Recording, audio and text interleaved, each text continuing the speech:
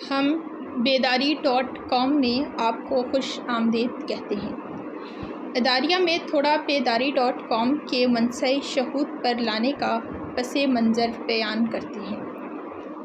ہر دور میں وقت کی ضرورت کے مطابق کردار اور رخ کا تعین کرنا قوموں کی بقا اور اپنی ساخت کو برقرار رکھنے کے لیے ضروری سمجھا جاتا ہے۔ یہ اس دنیا کی زندگی کی ایک مسلمہ حقیقت ہے کہ جو قوم دنیا کے بدلتے حالات کے مطابق اپنی ساخت، اپنی حیثیت کو برقرار رکھنے اور اپنے نصب العین پر قائم رہنے کے لیے کوئی کردار ادا نہیں کرتی، کوئی تدبیر، کوئی حکمت عملی طے نہیں کرتی کہ وہ جس نظام حیات پر ایمان رکھتے ہیں وہ اسی طرح برقرار رہے، اس پر اغیار کا رنگ نہ چڑھے، تو اس کا صفحۂ ہستی سے مٹ جانا یا دنیا میں ذلیل و رسوا ہونا بالکل اسی طرح یقینی ہوتا ہے جس طرح تیل ختم ہو جانے کے بعد چراغ کا گل ہو جانا یقینی ہوتا ہے۔ گویا دنیا کی بدلتی رنگ رنگینیوں میں خود کو بیدار رکھنا، اپنے نصب العین اور مقصد زندگی سے پیچھے نہ ہٹنا، وقت کے تقاضوں کے مطابق طرز عمل اور رخ کا تعین کرنا چلتی گاڑی میں تیل کا کام کرتا ہے۔ اگر چلتی گاڑی کو بروقت تیل مہیا ہوتا رہے تو وہ درست سمت اپنی منزل کی طرف چلتی رہے گی، اگر بروقت تیل مہیا نہ ہو تو وہ کبھی آپ کو آپ کی منزل کے راستے پر گامزن نہیں رکھ پائے گی، بلکہ اب منزل کا راستہ چھوڑ کر آپ کو پہلے تیل کی تلاش میں در بدر بھٹکنا پڑے گا، در در کی ٹھوکریں کھانا پڑیں گی۔ آج یہی صورتحال پوری ملت اسلامیہ کو درپیش ہے۔ آج ہمارے رخ ہماری منزل کی طرف نہیں ہے، ہم تیل، قوت یعنی جوش و جذبہ اور مؤثر قیادت کے لیے مارے پھر رہے ہیں۔ نہ کہیں سے ہمیں مطلوبہ قوت و تاثیر مل رہی ہے، نہ ہمیں ایسی قیادت میسر ہے جو ہمیں ہماری منزل کا پتہ دے۔ آج ہمیں دنیا کی ہر سہولت میسر ہے، نہ وسائل کی کمی ہے نہ افرادی قوت کی۔ اگر ہم میں کسی چیز کی کمی ہے تو وہ اس جوش کی، جذبہ کی اور ولولہ کی ہے جو ابتدا کے مٹھی بھر مسلمانوں میں تھا اور وہ اپنے کردار سے پوری دنیا پر فائق تھے۔ آج دنیا بھر میں مسلمانوں کی تعداد 1.5 ارب سے زائد یعنی دنیا کا 1/4 ہے، مگر اس کے باوجود ہر طرف ذلت و رسوائی، خواری و ناداری ہم پر مسلط ہے۔ ہم میں وہ غیرت نہیں رہی، ہمارے ضمیر مردہ ہو چکے، بلکہ آج ہماری روحیں بھی مردہ ہی جنم لیتی ہیں۔ جیسے دانائے راز حضرت علامہ اقبال رحمۃ اللہ علیہ نے فرمایا کہ مردہ زائند از بطون امہات، کہ آج بطون امہات سے مردہ روحیں جنم لے رہی ہیں جنہیں کوئی احساس، کوئی فکر، کوئی تخیل ہی نہیں آتا۔ ہم کبھی ایک عظیم قوم تھے، شرق سے غرب ہوا بھی ہمارے اشاروں پر چلتی تھی، طوفان ہمارے جواں جذبے دیکھ کر اپنے رخ بدل لیا کرتے تھے، سمندر کا پانی سخت جاں ہو کر ہمارے لیے راستے ہموار کرتا تھا۔ وہ کیا گردوں تھا، وہ کیا قوم تھی جس کے ہم فرزند ہیں، مگر موجودہ حالات زار دیکھ کر روح کانپ جاتی ہے کہ ہم مردہ زائند اس قوم کے فرزند ہیں۔ ہماری ان سے کیا نسبت ہو سکتی ہے؟ آج کی مردہ روحوں کا ان سے کوئی ادنا سی نسبت استوار کرنا بھی ان کی توہین ہوگی، اور ہم فرزند کی بات کرتے ہیں۔ ہم نے بدلتے حالات کے مطابق خود کو بیدار و ہوشیار نہیں رکھا۔ ہم دنیا کی رنگ رنگینیوں میں پڑتے چلے گئے، اغیار کی ہر سازش، ہر مکاری کا شکار ہوئے، مگر اس کے خلاف قوت مدافعت پیدا نہیں کی گئی۔ آج ہمارے اندر کے ایمان کمزور ہیں، مغرب کی مکاری و عیاری اور تہذیب و فلسفہ نے ہمارے ایمان کی جڑوں کو کھوکھلا کر دیا۔ ہم صرف نام کے مسلمان رہ گئے، ہمارے کردار، ہمارے اخلاق، ہمارے اوصاف یہود و نصارہ سے بھی گئے گزرے ہیں۔ آج ہم اپنے سارے دینی اصول و ضوابط، ساری اقتدار و روایات کھو کر بہت گہری نیند سو رہے ہیں۔ اگر کسی بہت گہری نیند سوئے ہوئے آدمی کو زخم لگے یا کوئی کیڑی وغیرہ ہی ڈس لے تو وہ فوراً بیدار ہو کر اپنا دفاع کرتا ہے، مگر بد نصیب قوم ایسی مدہوش نیند سوئی کہ اتنے بڑے بڑے ٹارچر پہنچے پر قوم میں ذرا جنبش تک نہیں آئی کہ وہ کروٹ ہی بدل لے۔ جیسے کسی مردہ کو جتنا ٹارچر کیا جائے اس میں ذرا جنبش نہیں آتی، بالکل یہی حال ہمارا ہے۔ ہم غفلت میں پڑے اتنی گہری نیند سو رہے ہیں کہ ہم بیداری کا نام تک نہیں لے رہے۔ یوں لگتا ہے جیسے ہم بیدار ہونے کے لیے سورہ اسرافیل علیہ السلام کے منتظر ہوں کہ ہمیں سور کی آواز سنائی دے گی تو ہم اٹھیں گے، ورنہ اس سے پہلے ہم اٹھنے والے نہیں۔ بہت افسوس سے کہنا پڑ رہا ہے کہ ہم مسلمان جس نظام حیات پر ایمان رکھتے ہیں وہ اس وقت دنیا میں کہیں نظر نہیں آتا۔ ہمارے اوپر ہر طرف اغیار کا رنگ چڑھا ہے۔ صورتیں دیکھو تو مغرب زدہ، لباس دیکھو تو مغرب زدہ، کردار دیکھو تو مغرب زدہ۔ اسلام کا تو صرف نام رہ گیا، مگر اسلام زدہ کوئی ہزاروں میں ایک بھی شاذ و نادر ہی ملتا ہے۔ آج اس کے سبب آج دنیا میں ذلت و رسوائی، خواری و ناداری آج اپنی آنکھوں سے دیکھ رہے ہیں۔ آج دنیا میں جس طرف نظر دوڑاؤ ہم مسلمان ہی ذلیل ہو رہے۔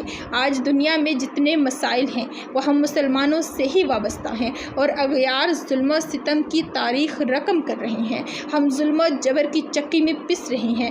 آج کن کے گھر لوٹے جا رہے ہیں، کن کے وسائل پر قبضے ہو رہے ہیں۔ آج چار سو دنیا میں کن کی نسل کشی کی جا رہی ہے۔ آج ہر سو جعلی نشیں، بکھرے لاشیں، کٹے اعضاء، بین کرتی مائیں، سسکتی بہنیں، اجڑے سہاگ، بلکتے بے سہارا بچے کس ملت سے وابستہ ہیں۔ آج دنیا میں کون سی قوم ظلم و جبر کی چکی میں پس رہی ہے؟ کیا کبھی کسی نے یہ سوچا؟ کیا یہ سب کچھ دیکھ کر کبھی کسی کا خون کھولا؟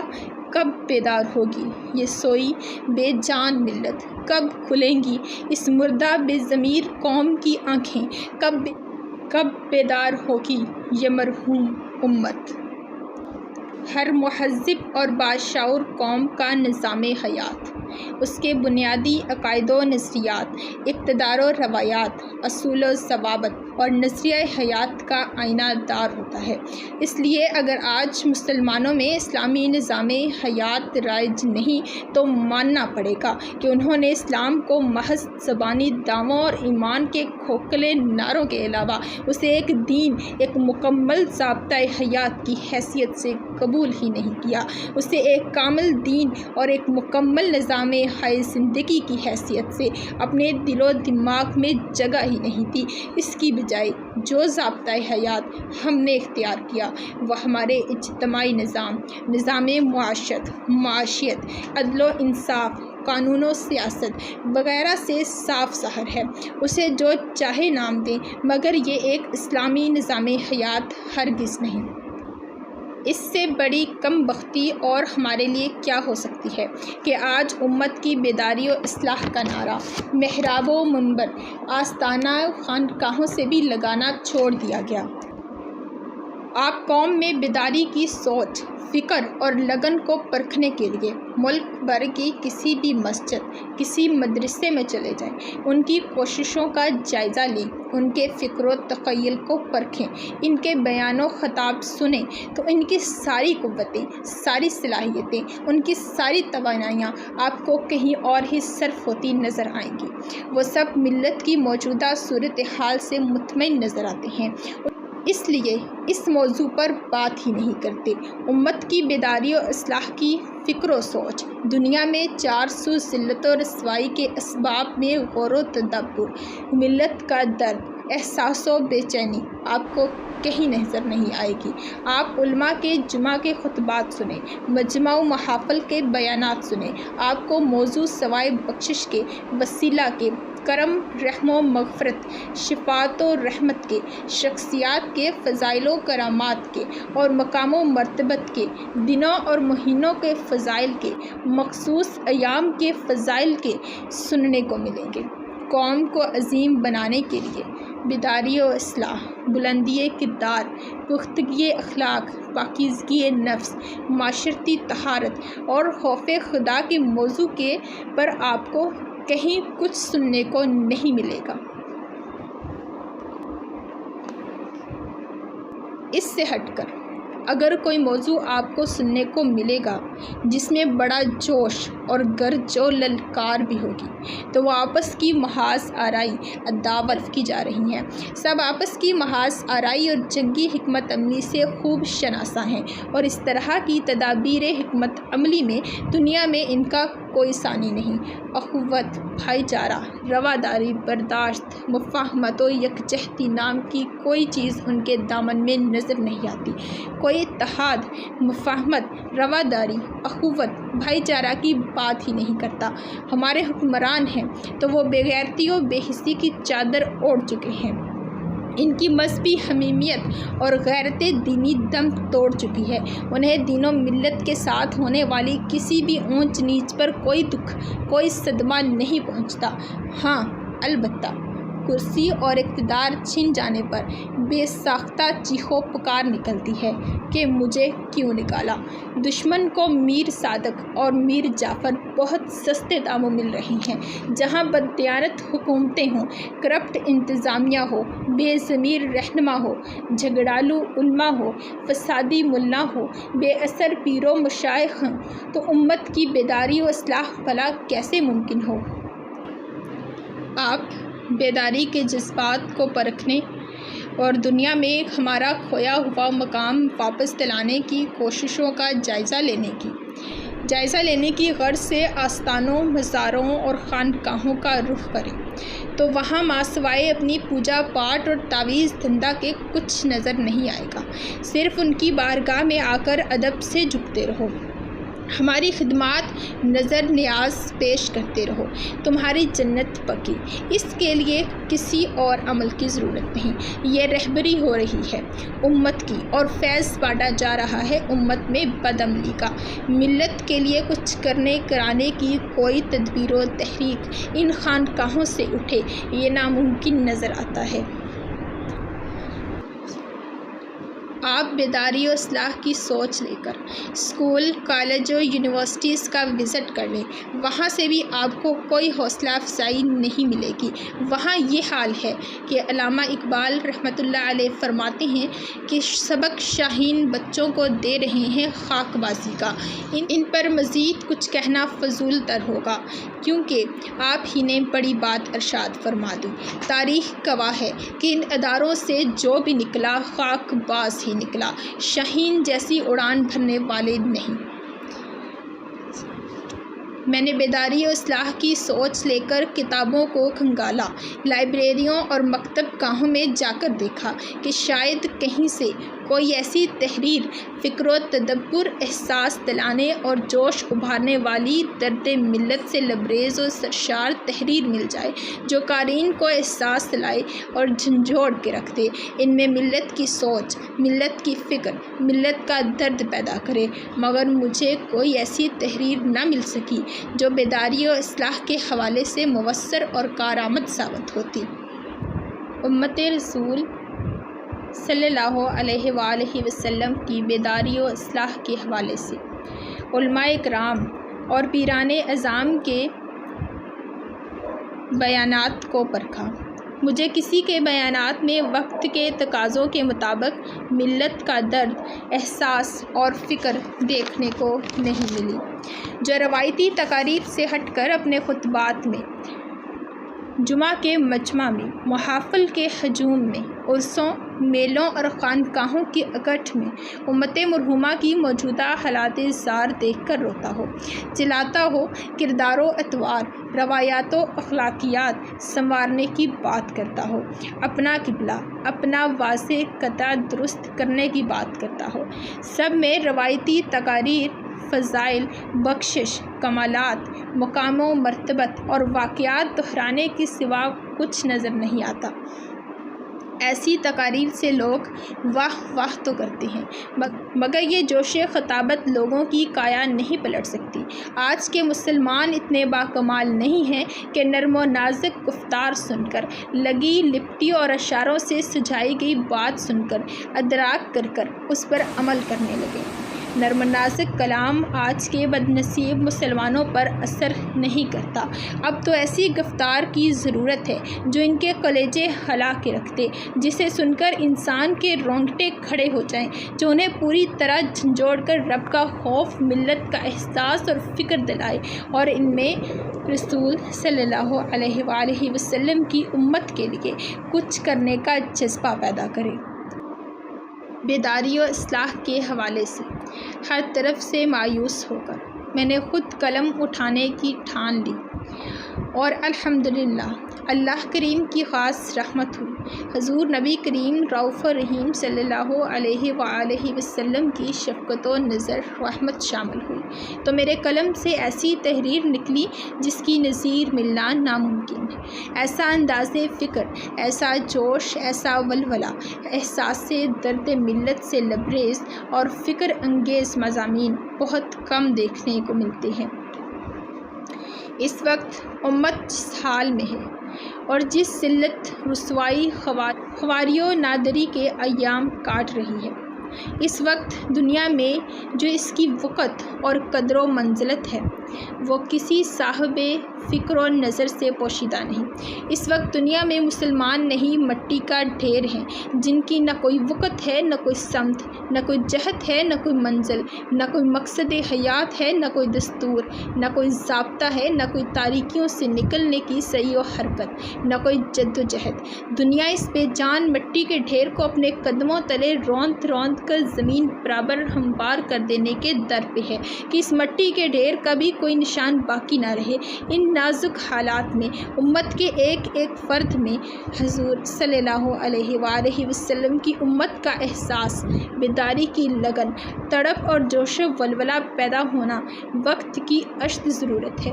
اگر ایسا نہیں ہوتا تو اس سے بڑھ کر کوئی اور بڑی کمبختی نہیں ہوگی۔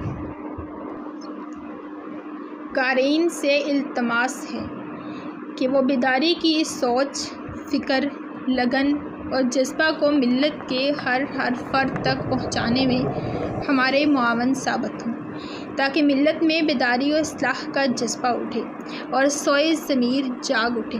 ہمیں یہ تسلیم کرنے میں قطعاً کوئی عار نہیں کہ اس وقت جس قدر گمراہی و ضلالت، فسق و فجور کی تاریکی چھائی ہے، ہم اسے فی الفور رفع تو نہیں کر سکتے، مگر اس کے لیے کوشش تو کر سکتے ہیں۔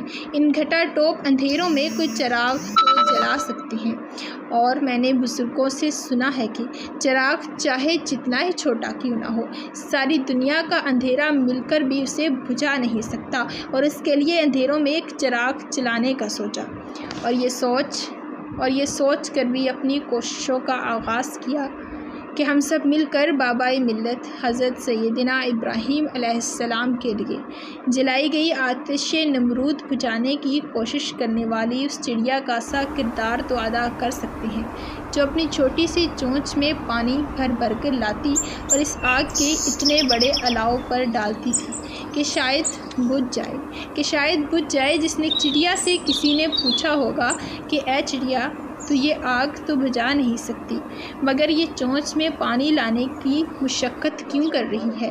تو یقیناً چڑیا نے یہ جواب دیا ہوگا کہ مجھے معلوم ہے کہ میں یہ آگ بجھا نہیں سکتی، مگر کل قیامت کے دن جب خدا کی بارگاہ میں بلاوا ہوگا آگ جلانے والوں اور آگ بجھانے والوں کا، تو میرا نام آگ بجھانے والوں کی فہرست میں شامل ہوگا۔